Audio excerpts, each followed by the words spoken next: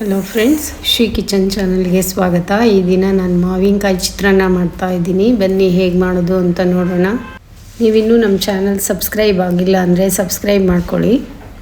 ನೋಡಿ, ನಾನು ಮೊದಲಿಗೆ ಮಾವಿನಕಾಯಿ ತುರಿತಾ ಇದ್ದೀನಿ.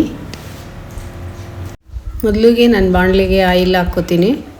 ಆಯಿಲ್ ಚೆನ್ನಾಗಿ ಕಾಯಬೇಕು. ಕಾದ್ಮೇಲೆ ಈಗ ನಾನು ಕಡಲೆ ಬೀಜ ಹಾಕ್ತಾಯಿದ್ದೀನಿ, ಕಡಲೆಬೇಳೆ ಹಾಕ್ತೀನಿ, ಆಮೇಲೆ ಉದ್ದಿನಬೇಳೆ ಹಾಕ್ತೀನಿ.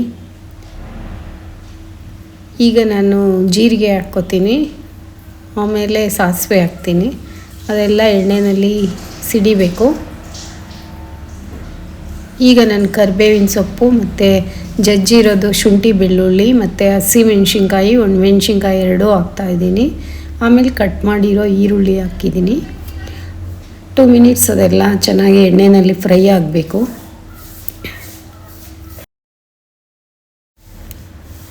ಈರುಳ್ಳಿ ಈಗ ಟ್ರಾನ್ಸ್ಪರೆಂಟ್ ಕಲರ್ ಆಗಿದೆ. ಈ ಸಮಯದಲ್ಲಿ ನಾನು ಅರಿಶಿನ ಪುಡಿ ಮತ್ತು ಸಾಲ್ಟ್ ಹಾಕ್ತೀನಿ.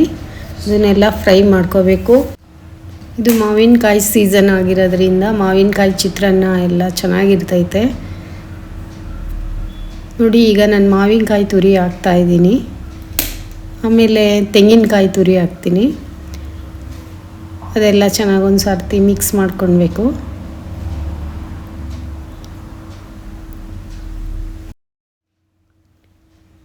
ಇದೆಲ್ಲ ಫ್ರೈ ಆದಮೇಲೆ ಈಗ ನಾನು ಕೊತ್ತಂಬರಿ ಸೊಪ್ಪು ಹಾಕ್ತೀನಿ ಮತ್ತು ಸ್ಟವ್ ಆಫ್ ಮಾಡ್ಕೋತೀನಿ. ಈಗ ನಾನು 1 ಕಪ್ ರೈಸು ಇದಕ್ಕೆ ಹಾಕಿ ಮಿಕ್ಸ್ ಮಾಡ್ತೀನಿ. ಈಗ ಮಾವಿನಕಾಯಿ ಚಿತ್ರಾನ್ನ ರೆಡಿ ಆಯಿತು. ಇದು ಮಾಮೂಲಿ ಚಿತ್ರಾನ್ನಕ್ಕಿಂತ ತುಂಬಾ ಚೆನ್ನಾಗಿರುತ್ತೆ ಮಾವಿನಕಾಯಿದು. ಮಾರ್ನಿಂಗ್ ಬ್ರೇಕ್ಫಾಸ್ಟ್ಗೆ ಇದು ಮಾಡ್ಕೋಬೋದು. ನಿಮಗೆ ಈ ರೆಸಿಪಿ ಇಷ್ಟ ಆಗಿದೆ ಅಂದ್ಕೊತೀನಿ. ನಾನು ನೆಕ್ಸ್ಟ್ ವಿಡಿಯೋದಲ್ಲಿ ಸಿಗ್ತೀನಿ. Thank you friends.